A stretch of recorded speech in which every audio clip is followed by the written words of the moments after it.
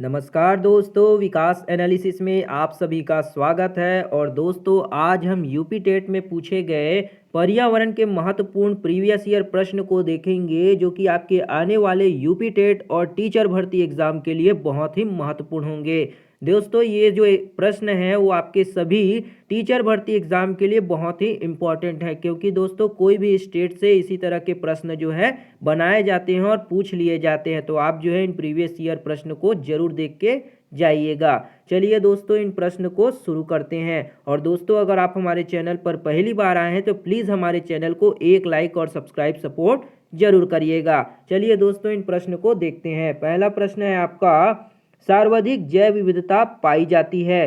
जो सबसे ज़्यादा जैव विविधता है वो किस वन में पाई जाती है? पहला ऑप्शन है फूलों की घाटी में, दूसरा है दोरांग घाटी में, तीसरा ऑप्शन है शांत घाटी में यानी कि साइलेंट वैली में, और चौथा है आपका सुरमा घाटी में। तो सबसे ज़्यादा जैव विविधता किस में पाई जाती है? इसका सही आंसर होगा आपका शांत घाटी में यानी कि साइलेंट वैली में पाई जाती है। दोस्तों, कमेंट बॉक्स में बताइएगा कि साइलेंट वैली जो है किस राज्य में पाया जाता है। तो इसका सही आंसर ऑप्शन 3 करेक्ट हो जाएगा।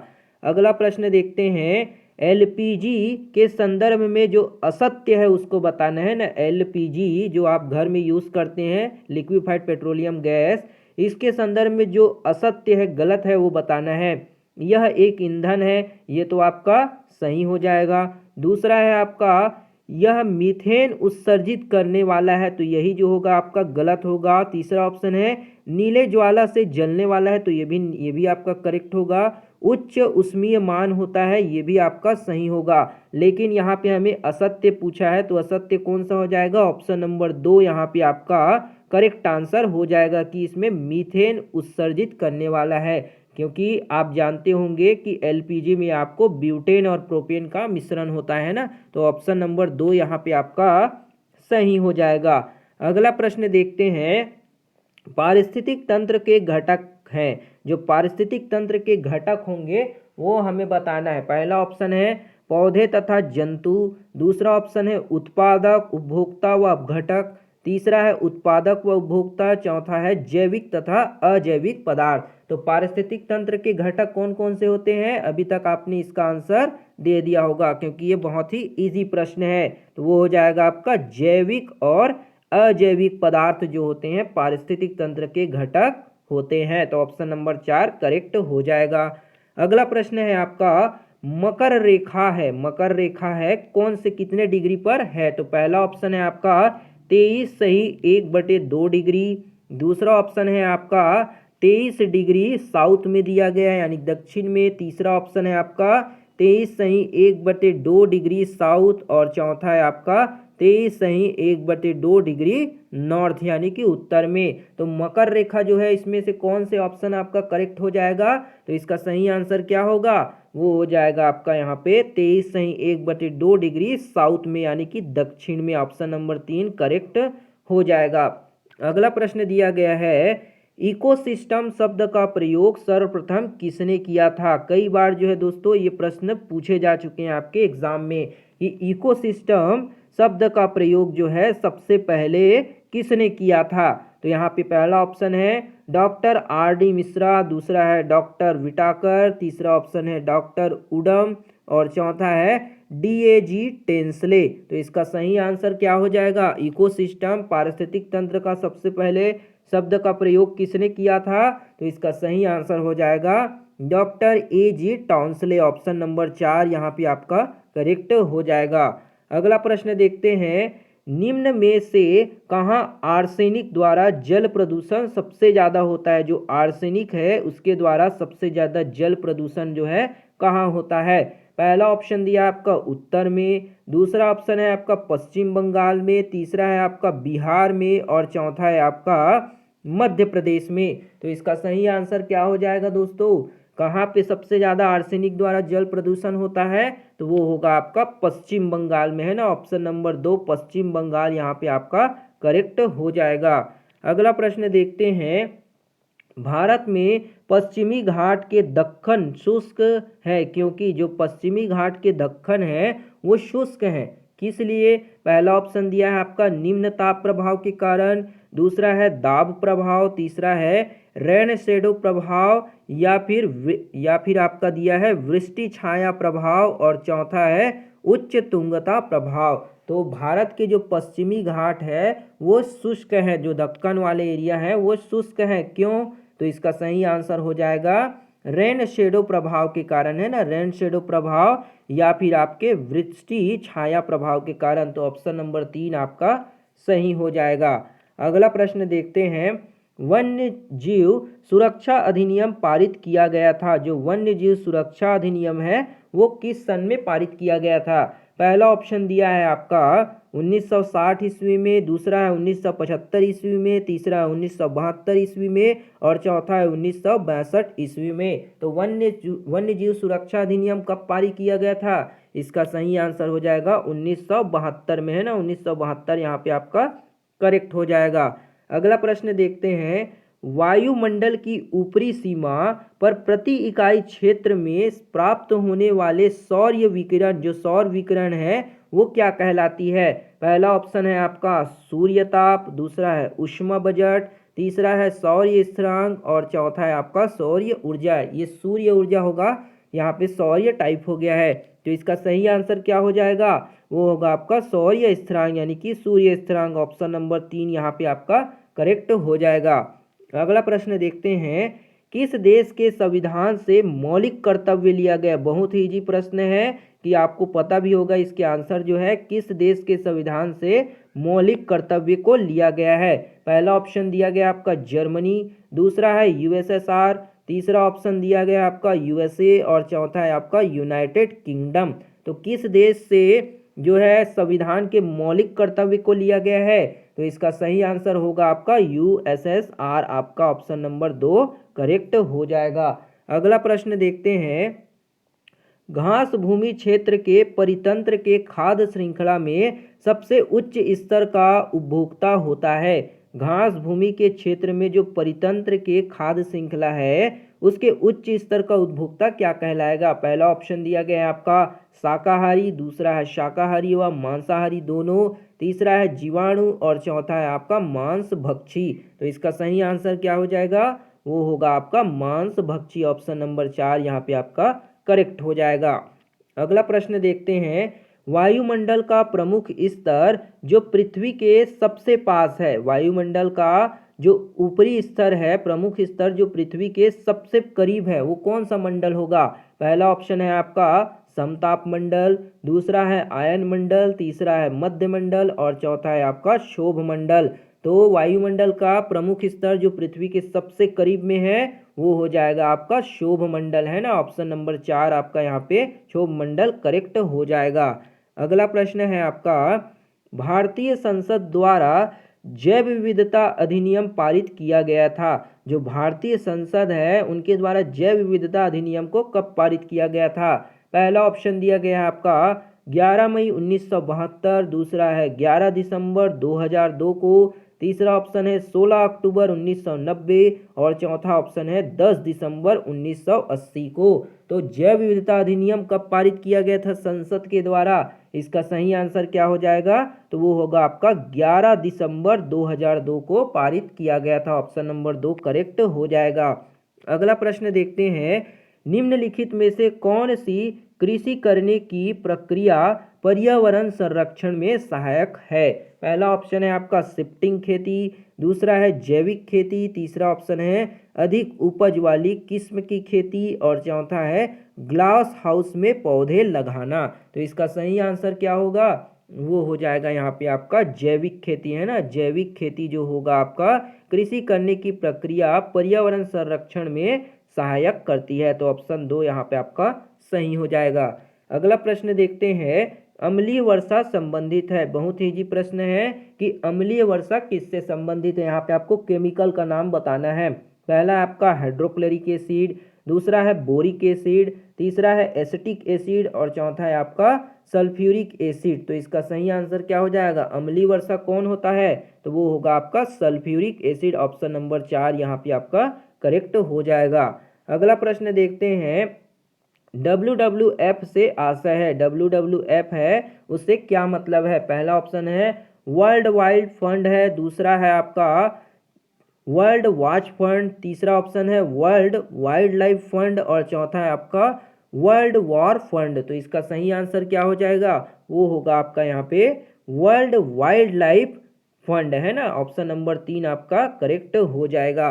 अगला प्रश्न है, फूलों की घाटी अवस्थित है, जो फूलों की घाटी है वो कहाँ पर है? पहला ऑप्शन है जम्मू कश्मीर में, दूसरा ऑप्शन है आपका उत्तराखंड में, तीसरा है सिक्किम में और चौथा है हिमाचल प्रदेश में। तो फूलों की घाटी कहाँ पर मौजूद है? इसका सही आंसर हो जाएगा आपका उत्तराखंड में, है ना। फूलों की घाटी आपका उत्तराखंड यहाँ पे करेक्ट आंसर हो जाएगा।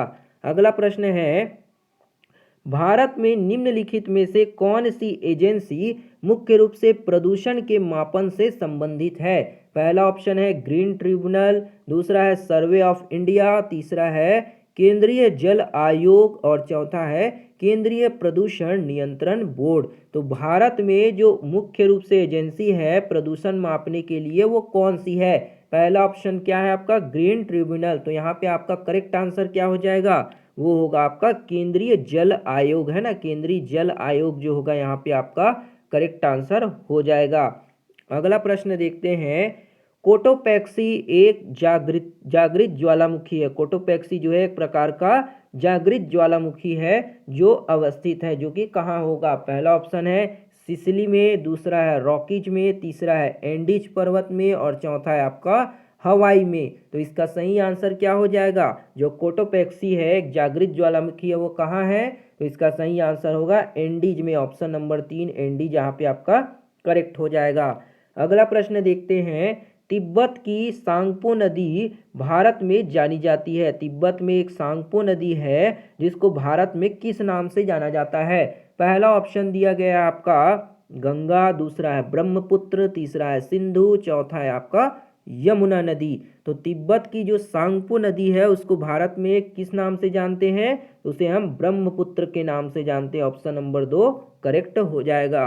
अगला प्रश्न है, ध्रुव तारा कहाँ कहाँ पाया जाता है ना। ध्रुव तारा जो है कि किसे कहा जाता है? पहला ऑप्शन है उत्तरी तारे को, दूसरा है पश्चिमी तारे को, तीसरा है पूर्वी तारे को और चौथा है दक्षिणी तारे को। बहुत ही इजी प्रश्न है, ध्रुव तारे को क्या कहा जाता है? तो ध्रुव तारे को हम उत्तरी तारा भी कहते हैं ना, उत्तरी तारा भी कहते हैं। ऑप्शन 1 करेक्ट हो जाएगा। अगला प्रश्न देखते हैं, भारत में टाइगर प्रोजेक्ट टाइगर प्रारंभ किया गया था। भारत में जो प्रोजेक्ट टाइगर है वो किस सन में लागू किए किस सन में प्रारंभ जो है किया गया था? पहला ऑप्शन है 1972, दूसरा है 1985 में, तीसरा है 1981, ये डॉलर का साइन हो गया है यहाँ पे ईस्वी होगा, है ना।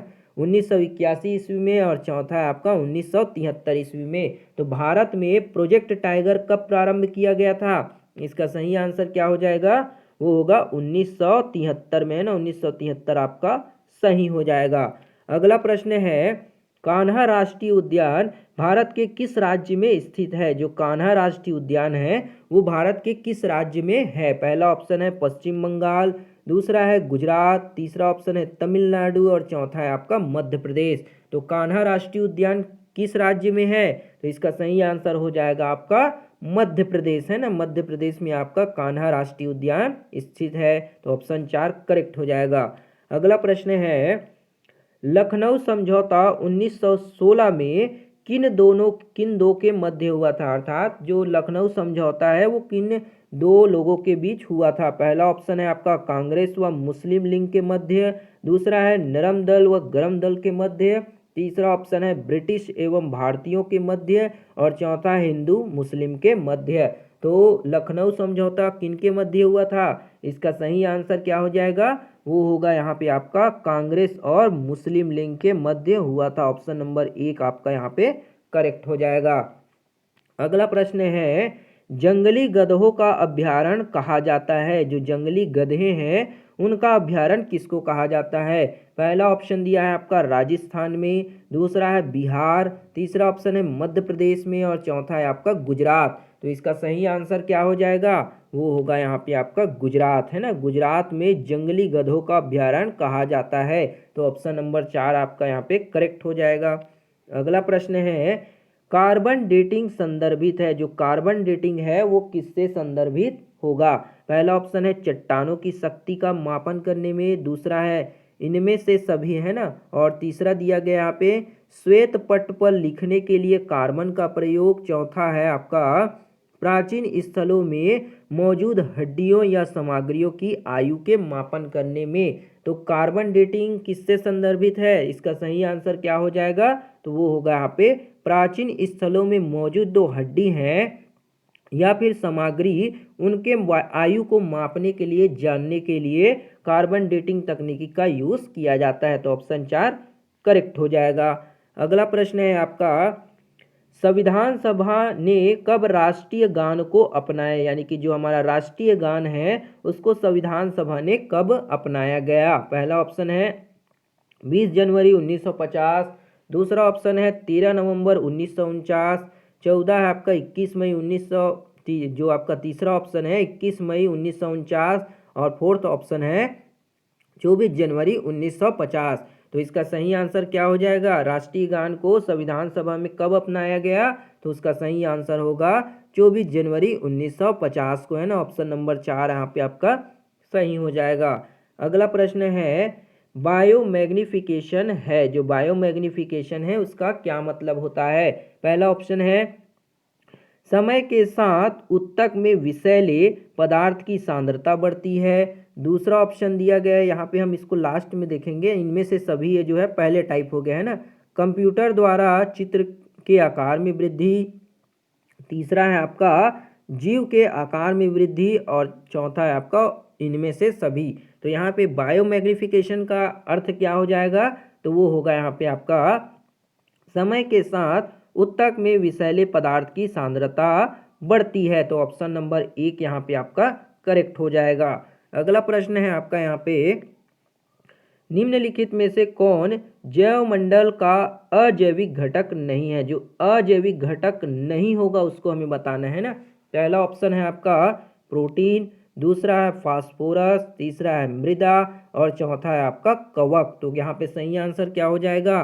कौन जो है जैव मंडल का अजैविक घटक नहीं होगा? तो वो हो जाएगा आपका यहाँ पे कवक, है ना। कवक जो होगा यहाँ पे आपका करेक्ट हो जाएगा।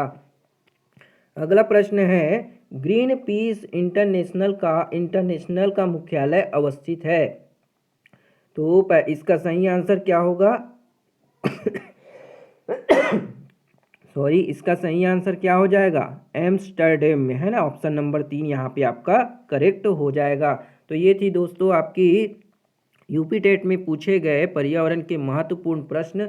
उम्मीद करते हैं आपको ये वीडियो पसंद आया होगा। अगर वीडियो बढ़िया लगा हो तो एक लाइक और सब्सक्राइब सपोर्ट जरूर करिएगा। मिलते हैं अगली वीडियो में, तब तक के लिए जय हिंद, वंदे मातरम।